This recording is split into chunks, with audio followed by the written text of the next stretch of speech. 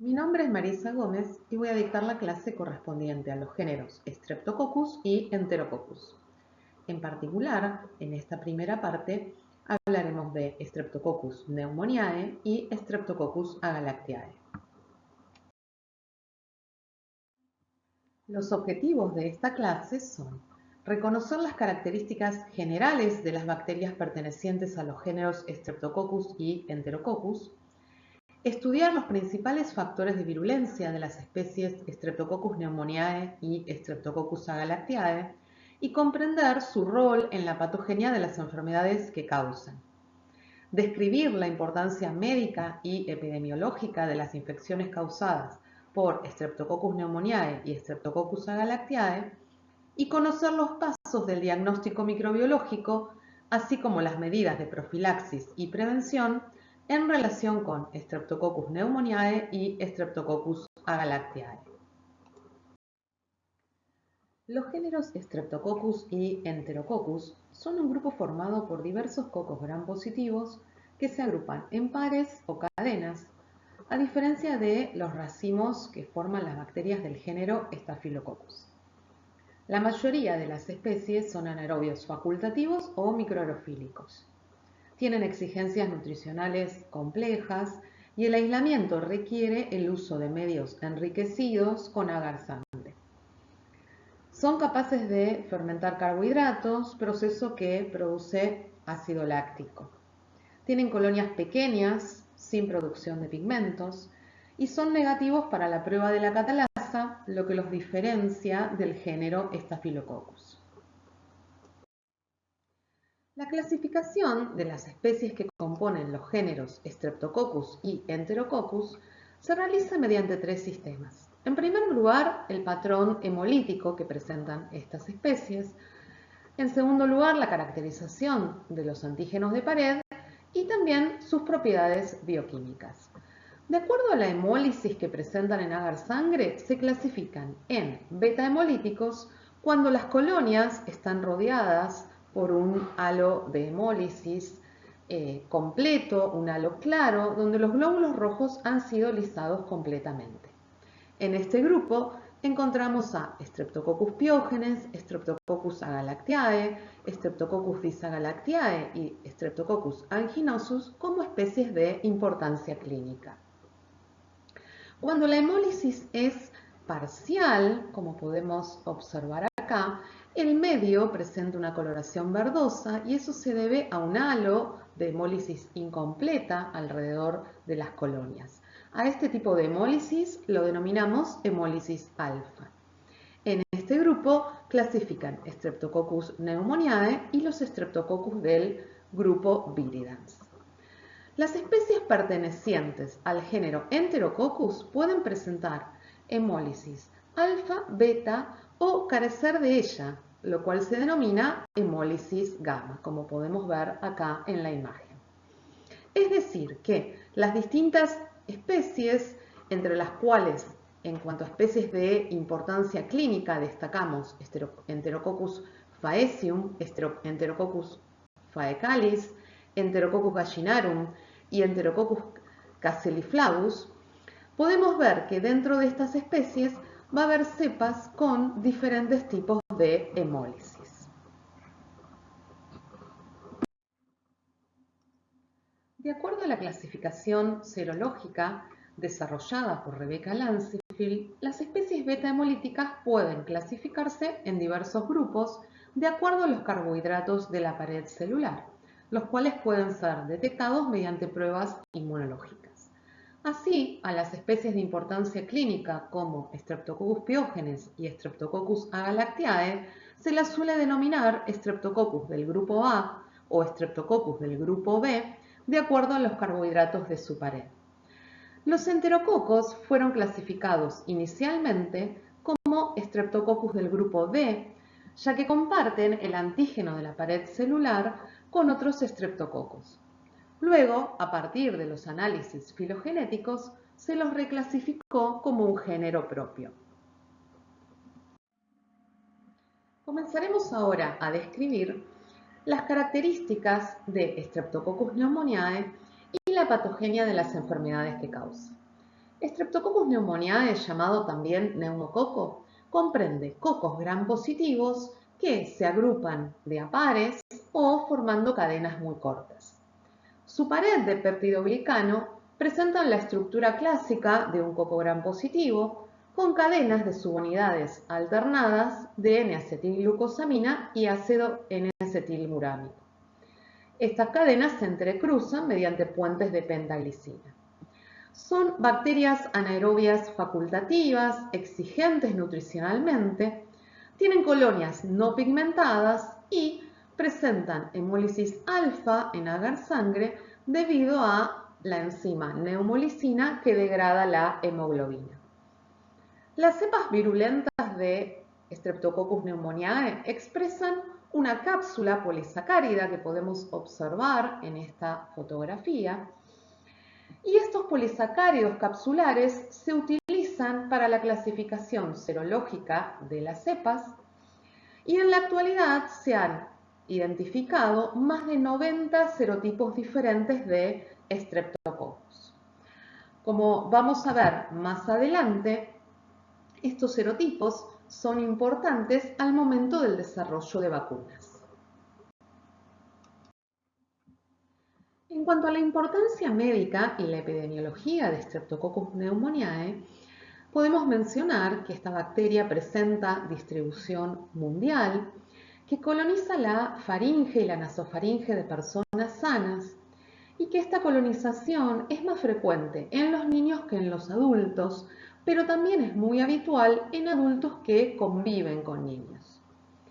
La enfermedad por esta bacteria se va a manifestar cuando los microorganismos que colonizan la nasofaringe y la bucofaringe se diseminan hacia otras regiones por contigüidad, como pueden ser los pulmones en el caso de la neumonía, los senos paranasales en el caso de la sinusitis o el oído medio en el caso de la otitis. Cuando ocurre diseminación hematógena, causan meningitis. Streptococcus pneumoniae es la principal causa de otitis y sinusitis aguda en los niños. Es importante mencionar que a nivel mundial las infecciones respiratorias bajas constituyen la principal causa de muerte de origen infeccioso y Streptococcus pneumoniae es el patógeno bacteriano que se aísla con mayor frecuencia. Según estimaciones de la Organización Mundial de la Salud, es la principal causa de muerte de origen infeccioso en menores de 5 años en todo el mundo.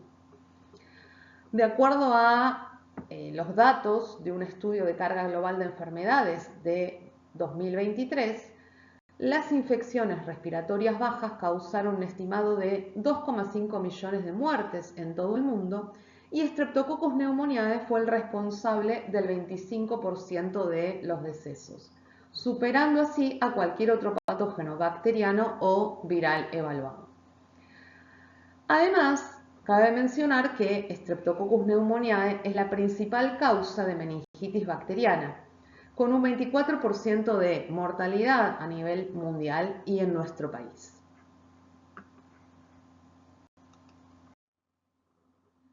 Las enfermedades por Streptococcus pneumoniae se asocian frecuentemente con antecedentes de una infección respiratoria previa, de origen viral u otras entidades que van a interferir con la eliminación de bacterias, como pueden ser enfermedad pulmonar crónica, alcoholismo, insuficiencia cardíaca, diabetes o enfermedad renal. Las manifestaciones de las enfermedades que causa se van a deber fundamentalmente a la respuesta inmune del huésped frente a la infección.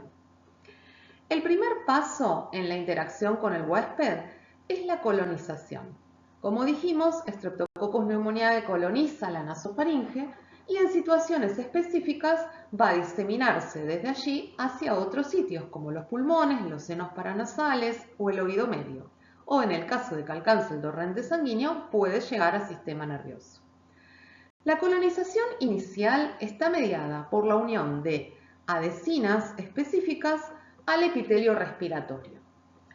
Las barreras naturales del huésped van a intentar evitar que se desplace hacia las vías aéreas inferiores mediante el aparato mucociliar que va a envolver a las bacterias con el moco y tratar de deslizarlas hacia el exterior por medio del batido de las cilias. En esta primera etapa de defensa, la inmunoglobulina A juega un rol muy importante, atrapando a los microorganismos en el moco respiratorio. Para vencer estas defensas, Streptococcus pneumoniae cuenta con una proteasa que cliva a la inmunoglobulina A de manera tal de poder desprenderse de la mucina. Además, produce neumolicina, una toxina que se une al colesterol de las membranas celulares, formando poros, destruyendo así a las células del epitelio ciliado y células fagocíticas. Si los mecanismos de las barreras naturales no son suficientes entonces para contener la infección bacteriana, Streptococcus pneumoniae puede alcanzar los alvéolos, donde se va a encontrar con la segunda línea de defensa, que son los macrófagos alveolares. Cuando la bacteria es entonces aspirada y alcanza los alvéolos pulmonares, el desarrollo de la enfermedad se va a deber principalmente a la respuesta inflamatoria que se desencadena frente a la bacteria. ¿Cómo ocurre esto? Bueno, los ácidos teicoicos y el péptido glicano van a activar a la vía alterna del complemento, generando la molécula C5A, que tiene potente actividad quimiotáctica para los neutrófilos. Estos componentes de la pared van a ser reconocidos además por receptores de reconocimiento de patrones, como el receptor de tipo TOL2 y los receptores NOD. Esto va a suceder en los macrófagos alveolares y en células epiteliales del pulmón. Así se van a iniciar cascadas de señalización que van a conducir al aumento de citoquinas, como el factor de necrosis tumoral alfa y la interleuquina 1 beta, además de quimioatractantes. Estos eventos, estas cascadas de señalización, van a llevar a que extravasen neutrófilos hacia el interior de los alvéolos pulmonares, y eso además va a provocar también la congestión de los alvéolos, la acumulación de líquido, de fluidos, ¿sí? Las citoquinas como la interleuquina 1 van a generar fiebre, y estos van a ser todos signos característicos de la neumonía por Streptococcus pneumoniae. Streptococcus pneumoniae además tiene la capacidad de sobrevivir a la fagocitosis, evadir la fagocitosis mediante la expresión de su cápsula polisacárida. Y además va a también participar la función de la neumolicina, que puede evadir la destrucción en el fagosoma. La cápsula va a resultar crítica, además, para la diseminación de la bacteria en el torrente sanguíneo, para poder alcanzar así el sistema nervioso central. En este caso, cuando la bacteria alcanza el espacio subaracnoideo, se va a producir una respuesta inflamatoria intensa que va a ser similar a la que acabamos de describir en los alvéolos para el caso de las neumonías, y va a ser la que nos va a generar los signos y síntomas de la enfermedad. En cuanto a las bacteriemias por el Streptococcus pneumoniae, hay que tener en cuenta que van a aparecer en una proporción comprendida entre el 25 y el 30% de los pacientes con neumonía y en más del 80% de los pacientes con meningitis. Por el contrario, no suele desarrollarse bacteriemia en pacientes con sinusitis o con otitis media.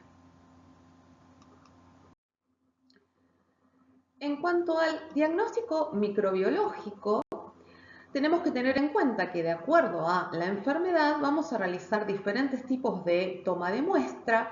Vamos a tomar muestra de esputo en el caso de una neumonía en un individuo de la comunidad, aspirados del seno o del oído medio en los casos de sinusitis u otitis, y muestras de líquido cefalorraquídeo en el caso de las meningitis. Tanto para las neumonías como para las meningitis vamos a tomar además hemocultivos seriados. El diagnóstico microbiológico se va a basar en la tinción de Gram, cultivos en medios enriquecidos como el agar sangre y la identificación mediante pruebas bioquímicas como puede ser la sensibilidad a la optoquina. Además va a ser importante la realización de antibiogramas. En los casos de meningitis se pueden realizar además técnicas de diagnóstico rápido como la aglutinación para la detección de antígenos capsulares de la bacteria. En cuanto a la profilaxis de las infecciones por Streptococcus pneumoniae, contamos con una vacuna conjugada que contiene polisacáridos capsulares de 20 serotipos. En este caso, en esta vacuna, los polisacáridos están conjugados a un carrier proteico y esta vacuna se encuentra incorporada a nuestro calendario nacional de vacunación. También está disponible una vacuna polisacárida que protege contra 23 serotipos capsulares. Esta vacuna está sugerida para niños mayores de 2 años y adultos mayores con condiciones de riesgo para una mayor protección, pero no es efectiva en menores de 2 años que no responden contra antígenos T independientes.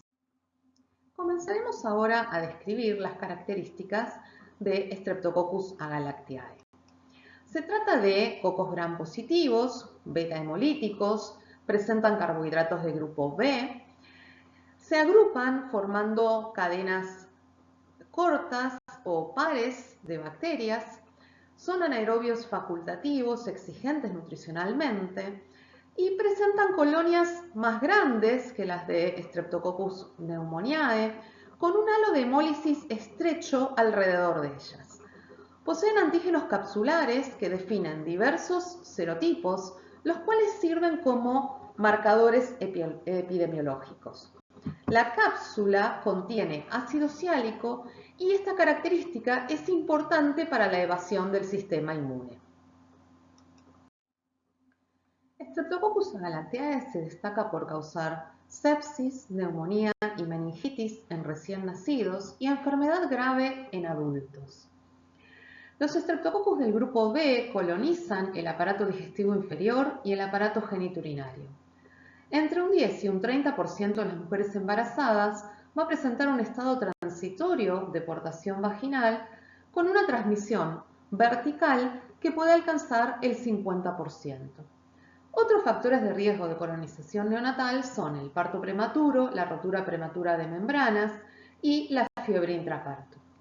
Es importante tener en cuenta que la colonización de los neonatos con el posterior desarrollo de enfermedad puede darse en el útero, en el momento del nacimiento o a lo largo de los primeros meses de vida. Además, va a causar infecciones maternas como corioamnionitis, aborto séptico y sepsis puerperal.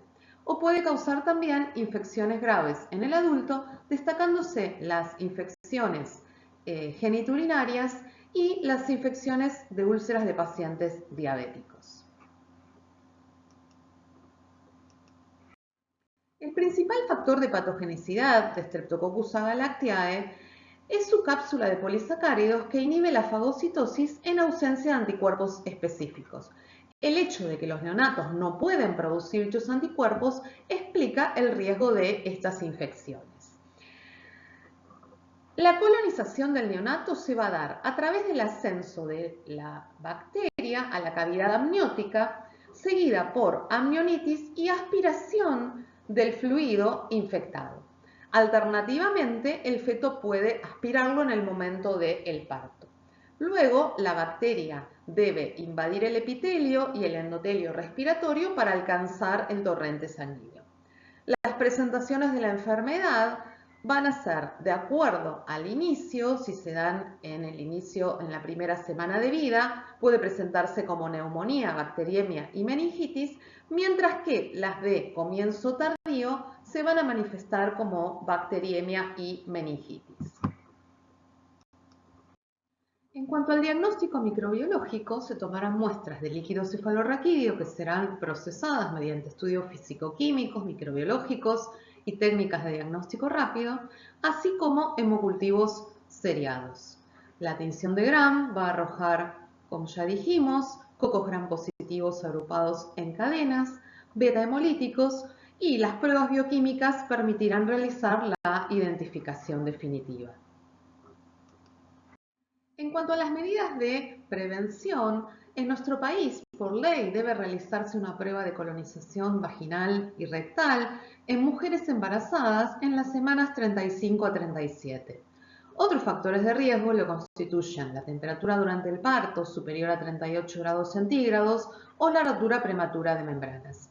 Tanto con estos factores de riesgo como con una colonización positiva, está indicado administrar antibióticos por ruta intravenosa al menos 4 horas antes del parto. Actualmente no se dispone de una vacuna efectiva para mujeres embarazadas.